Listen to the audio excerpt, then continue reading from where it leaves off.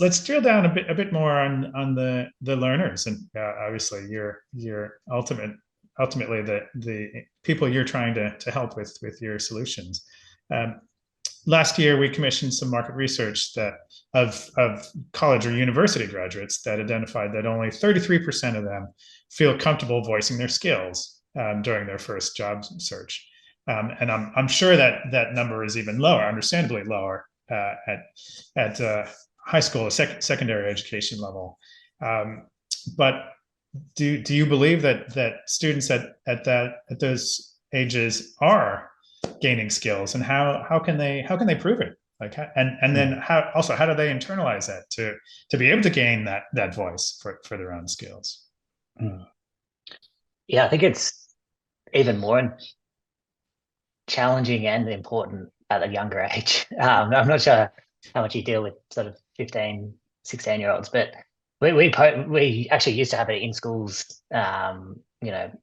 program called the Truth Project. But and within that, we would actually ask the students, going, what are your skills? And even more simply, what are you good at?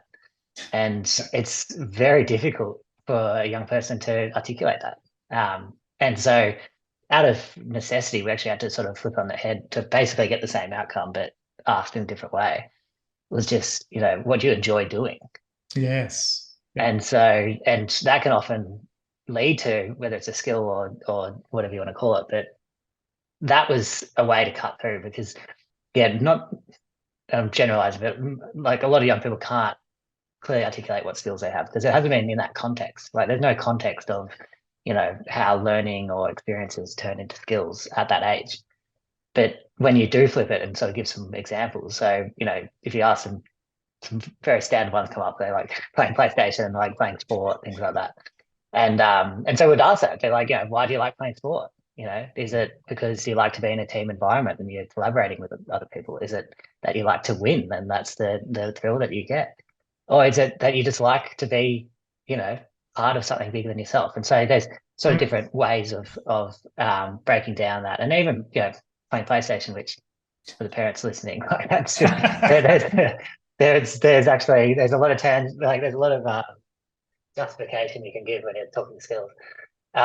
So yeah, look, it's the long story short, it is a challenge with the work we do is trying to help young people, and I think there's ways of getting around stuff we do, but there's amazing research that's come out of ways to extract intrinsic values and how that can be used for career discussions and things like that. So I guess the thing I'd probably recommend, which I do, and to that point, I think it's coming from government and things like that, but starting that conversation of skills much earlier, I think is very important because my view is skills are the universal language. So the problem that schools have often, that from our experience, when dealing with industry, is you're talking different languages. So industry is talking skills. Like they were going, are you competent this? Are you capable of being an employee, really?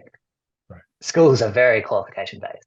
They're talking, syllabus, academic outcomes, transcripts and stuff. So, which is cool. Like that's the, like, I don't think we necessarily want to change that, but the bridging of the two, which I think is very important, I believe is skills. So if you can start to not change, but like augment and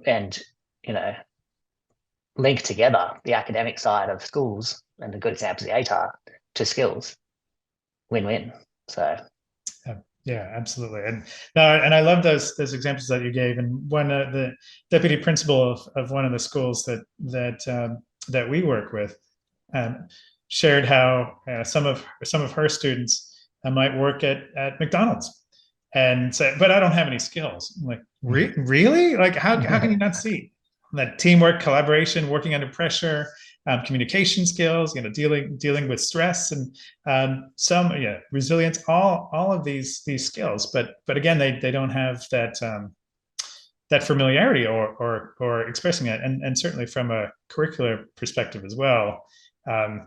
Oh yeah, I did this. I did well. I got a good grade. Strong marks in this subject. But what is that reflecting? What are the skills that enabled you to perform well in there? So again, I think it's been great to see the groundswell of interest in skills, and to your building on your earlier comments around vocational versus versus universities. And skills or competency used to be a bad word. You would never say that in a university context. But now, the leading universities they've gotten onto it. Well, of course they're building skills, right? As well as becoming career ready. But they absolutely are developing skills, and high schools are doing that as well. And so it's really been fascinating seeing that transition, and for us each playing our own part, however small, in helping to support that. And I think it's incredibly important from an equity perspective as well. So if you think of those coming from a lower socioeconomic background or other disadvantaged upbringing where they may not have heard these skills or profession, so it's they may not realize the skills they have. They may not realize the pathways that are there, that are open to them. So.